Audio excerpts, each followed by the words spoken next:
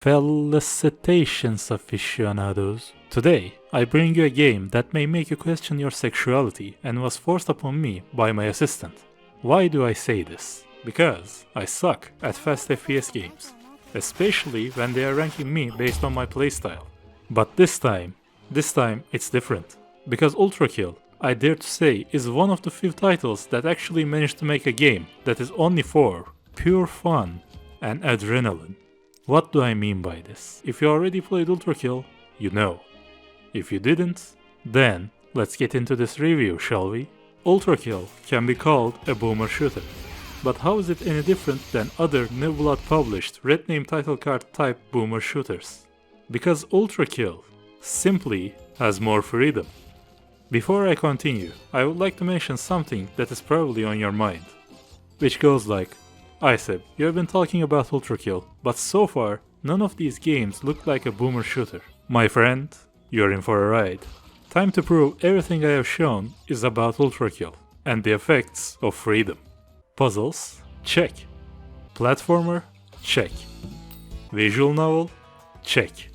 Hentai FPS game where you kill a lot of enemies? With the official sex update? Check. Action hack and slash that rates your gameplay the cooler your moves are, which may or may not include a storm that is currently approaching? Check. Being in the right conditions to be able to say, good morning? Check. Now that I cleared any doubts, I can finally talk about the game. What's the premise? You are a machine called V1. You are descending down to hell and your directives only tell you three things. Mankind is dead. Blood is fuel. Hell is full. Or as I like to call it, furries are the bane, extermination is fuel, hell is full. So, you descend down through hell and kill everything that moves. You might say this doesn't look like hell at all. It's all machinery, metal, etc. Only thing I can say to that is, have you ever gone to hell before? Yeah, didn't think so. As you continue your journey through hell, you will meet with more and more grotesque, disgusting, and unlovable creatures. Some even are considered as hate symbols by the community. This was decided by my decision of calling them as such. But more on that later. Moment you start the game, you will have nothing but your trusty fist. But as you go through claustrophobic places, you will find a revolver. And then the title card will drop, showing you this is only the start of your murdering spree. More you continue, more your arsenal of friendship will grow. This includes a revolver, a shotgun, a nail gun, a rail cannon, and a rocket launcher. That is not all. Every weapon you get also has a second or even third variant you can purchase through your trusty consoles. Let me go through all. Your revolver has two variants. One that makes it penetrate everything in a single shot with the right click. However, the main gameplay fun aspect, at least to me, comes from its second variant, the marksman variant. Have you ever wanted to destroy a machine that has been terrorizing your backyard, but it suddenly started throwing spare changes to the sky? Me neither. However, this game lets you play the part of the machine and it is glorious. With your right click, you throw a coin. And if you shoot the coin, your damage gets amplified and your shot gets aimed directly into the closest enemy's weak spot. Is this all? That is a no. Your revolver shows how many coins you have if you throw all four at once and shoot a coin. Your shot will bounce between all of the coins and then go to an enemy's weak spot. More and more to add. If you shoot the coin just at the right moment during its shine, your shot gets split into two and attack two enemies' weak spot at once. This is also achievable if coins stay on air long enough and make a whistling sound. You will think it's over, but no. Because your coins can also redirect your pierce shot from first pistol variant and the rail cannon's first variant. Hakita is a goddamn genius and making me tolerate Finnish people more. Time for the shotgun. You know how a shotgun works. Incredible damage when very close to the target. Also comes with two variants. One lets you throw a grenade to kill a group with ease. Other lets you pump before shooting, which makes you shoot more projectiles. However, if you pump too much, you will simply explode, so care about that. Also, you can quick draw to make your damage output increase. When you quick draw into the other variation, you skip the reload animation for the shotgun. We will come back to the shotgun for something very special. Nail gun. High speed weapon. shoots nails at incredibly high speeds, again with two variants. First variant lets you throw a magnet, which attracts the nails you shoot, which means less aiming, more shooting. You can even create nail traps if you throw a magnet to the ground and continuously blast. Second variant comes with heat. It fires slower, but if you take its heat to the max, a single press of a right click becomes the bane of anything that is near you. Strategy fact: if you shoot even a little bit with the first variant and change it to the second one, your overheat gauge will be full. Good for bursting. And remember, magnets also work with the overheat variant too, so go crazy. Next up, Rail Cannon. Your ultimate damage dealer comes with three variants: Electric, Screwdriver, and Malicious. Electric pierces everything in a single line, just like your revolver variant, but you don't need to charge the shot, and it deals massive amounts of damage. I already said you can coin the Rail Cannon, but if you want to get the maximum profit, you will want to throw a coin behind your target, and then shoot your target with the Rail Cannon. Beam will pierce the target, and then hit the coin, which will activate it to jump back to your target again. Again with the coin, and again with the phrase, Hakita is a goddamn genius. Screwdriver. This one is pretty straightforward. It's for drilling your enemies. When you shoot a target with the drill, they continuously take damage over time. However, this isn't all either. If you get close to the drilled target and punch them, drill shoots towards the direction you are facing, which, if you aim it well, can hit another target and stick to them. Doing this also resets the timer of the drill. As the strategy explanation suggests, you can possibly make a drill last for an infinite amount of time. And lastly, the drill also gives more bleeding range to the target it got stuck on. More on that later. Malicious variant. This is what you call the big explosion. It's designed after the malicious heads that can create big explosions by getting a mini version and sticking it to the weapon. This variant isn't used as much, but a tactical approach is available with it as well. If you throw out a shotgun grenade and shoot it with the red rail cannon, it creates a massive explosion. That's all you need to know about it. Also, right click for the rail cannon is a zoom, which is a joke that is officially told by Hakita. Its sole purpose is to not think about a right click to rail cannon. Last thing about the rail cannon is, all three variations share the same cooldown, so when you use the rail cannon, you have to make it count. Here comes the rocket launcher. Its damage is high and it can launch enemies into the air. However, rocket launcher only deals damage if it makes contact with an enemy. So the usual just shoot around the target to kill it shtick won't work with this one. But another awesome thing can be done with the rocket launcher. Rocket launcher can stop time for all of its rockets, which means you can create a nuke that consists of several rockets until your time stop timer runs out. If you are scared of aiming badly, rockets are also attracted to magnets. This sounds awesome, but it's not the thing I was talking about. You can quite literally surf through air while riding one of these rockets. They can save you from falling down, and also can make you travel around faster. Second variation, SRS cannon. Launches a huge cannonball that deals a big amount of damage, which then can be shot to make it explode for even more damage. But nobody knows what SRS means, never forget that. These are the weapons you currently have. But if you like running around maps and hunting secrets, you have two more you need to learn about. You can have alternate revolver and the saw blade launcher. Instead of the right click, alternate versions change how the left click works. These alternate versions can be set for any variation. Alternate revolver changes your revolver shot into a mini rail cannon, a big damage shot that has a very small cooldown. It is quite worth to use. And for the second alternate, we have saw blade launcher replacing the nail gun. Instead of shooting a lot of nails, you shoot a number of saw blades. They deal visible damage per hit, and unlike the nails, they bounce off whenever they hit walls, floor, or the ceiling. And don't worry, you can still create a trap using the saw blades. These are currently all the weapons you have. All of the weapons have a third variation on the way and more will come. Yes, this game is in early access, but it pulled me in quite a lot and paid back its value more than enough. Not that I can buy anything anymore, but that's beside the point.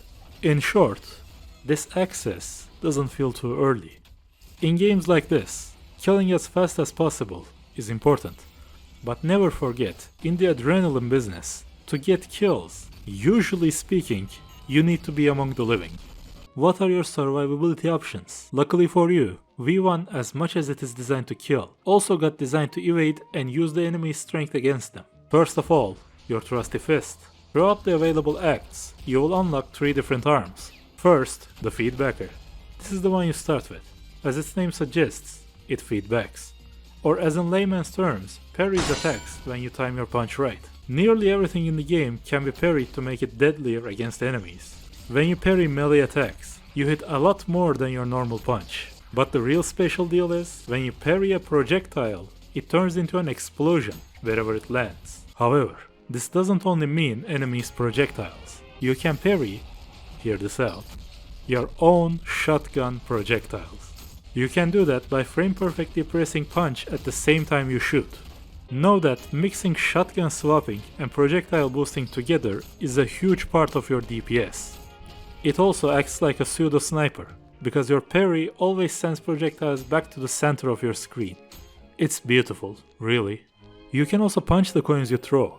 Doing so launches them into the nearest enemy for a small amount of damage. Doing so will not use up the coin. Which means, after you punch and the coin jumps from the enemy, you can shoot it again for a damage boost. Never forget with the feedbacker, as long as the enemy's attack doesn't glow blue. Trying to parry can lead to incredible moments.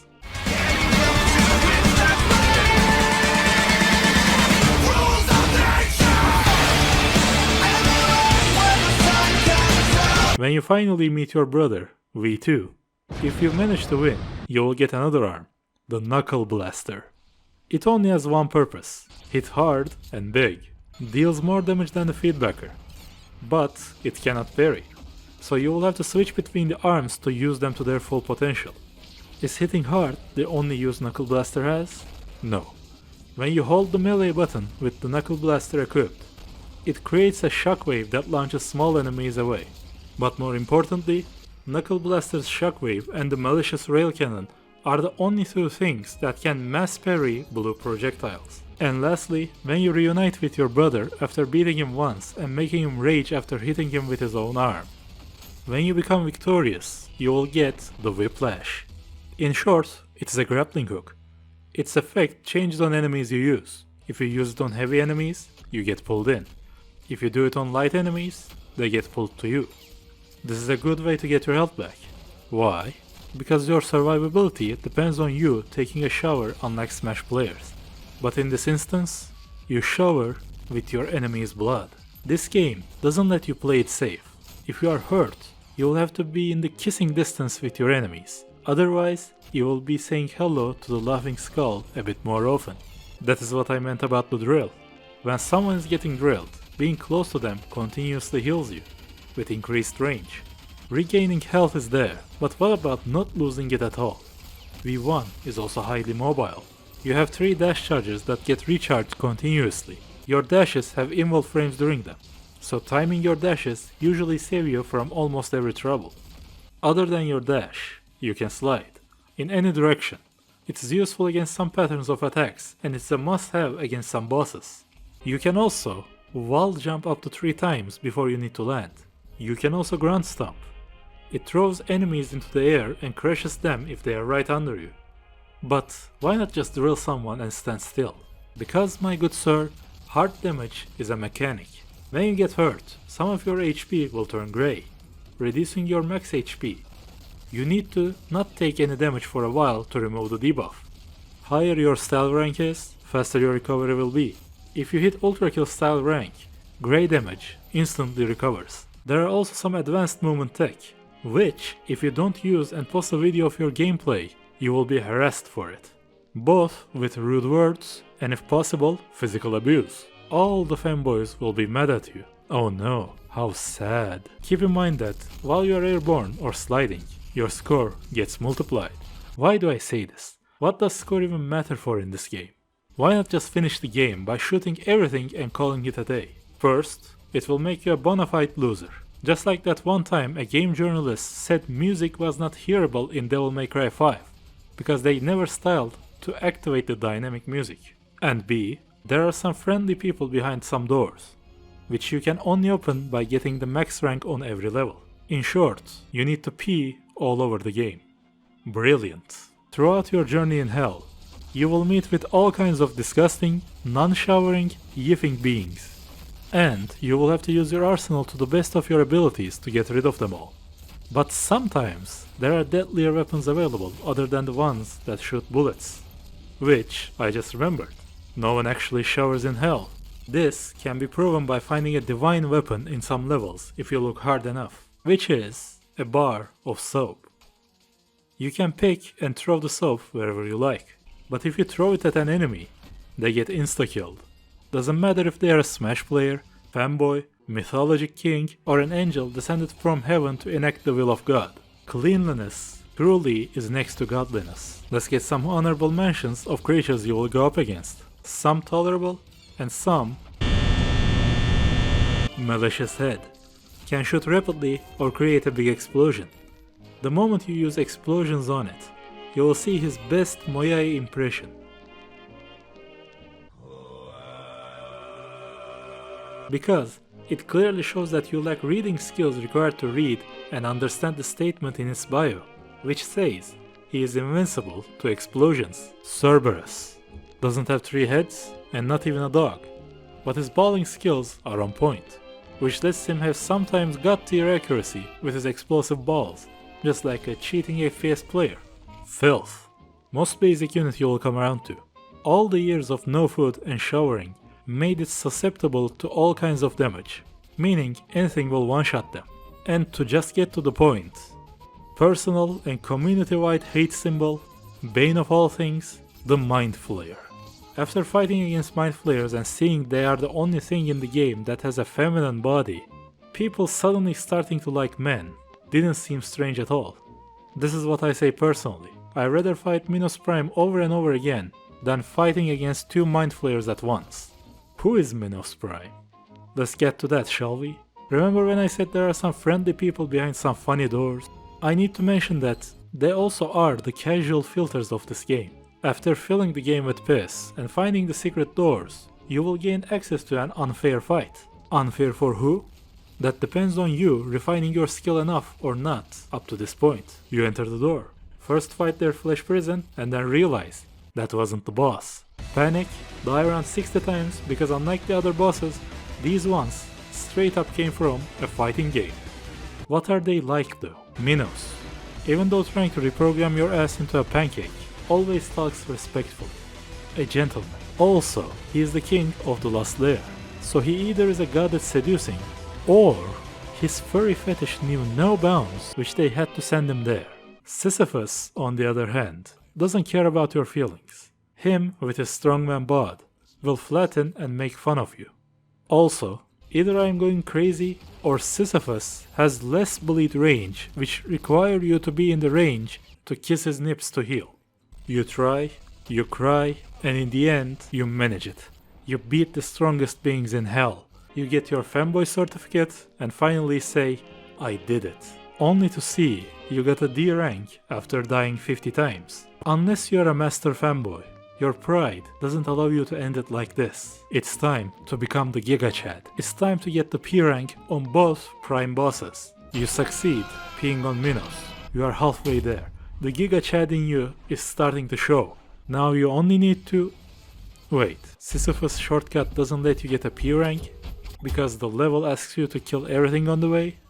After I remember that you need to fight against several hordes enemies, including 2 invincible Mind Flayers which you need to complete the half of the level to break their invincibility, maybe being a Femboy isn't so bad of an idea. After all of this, what is the story? I have no idea. Just like in the Divine Comedy, you go through 9 circles of hell. There are mythologic mentions just like Minos and Sisyphus. You can also add the ferryman to this. I never read the Divine Comedy, but I love the part where Dante and Virgil teamed up with Nero to bring an end to the reigning king of the underworld, Astolfo, which would mark the end of the gacha games. However, after beating Prime Sanctums, you will find terminal datas that talk about what actually is going on. Good luck getting them. That's it. We did it. We finished all of the acts and secret missions available so far. What more to do but quit until the next update? I'll tell you what. The cyber grind. Since you will have to keep your muscle memory and skill up to date with the game's own updates, it allows you to grind your way through waves of enemies that get progressively more and harder. Jump on top of your fully customizable cube and start blasting. Reach a high wave. Cry 2 days later because you cannot reach your high score. Rinse and repeat. Fun fact: according to the Prime Sanctum terminals, cyber grind was created by the terminals themselves out of one single thing: boredom. And I must say, they were geniuses. My best so far was Wave 39. I say it is okay for someone who isn't good at FPS genre. But what if you are bad at games overall, living in a nursing home, have several broken limbs and only one eye? Fear not, for you can still play and experience this game on the harmless difficulty. Everything still deals high damage, but your reaction window is so big that you might as well start playing another game in your heartbeat monitor. This is around all I can say about the game. It's beautiful, it's poetic, and it is a must play. Get it, share it, fall in love with it. 0 out of 10, you don't kill anyone named Ultra in it. However, when I look past this lie, I give Ultrakill a very high score that is indescribable by human beings such as ourselves. More videos are on the way, so stay tuned. Thank you all for watching, have a great Chad Minos day. And remember, size 2 is real, size 2 is real, size 2 is real, size 2 is real, size 2 is real, size 2 is real, size 2 is real, size 2 is real, size 2 is real.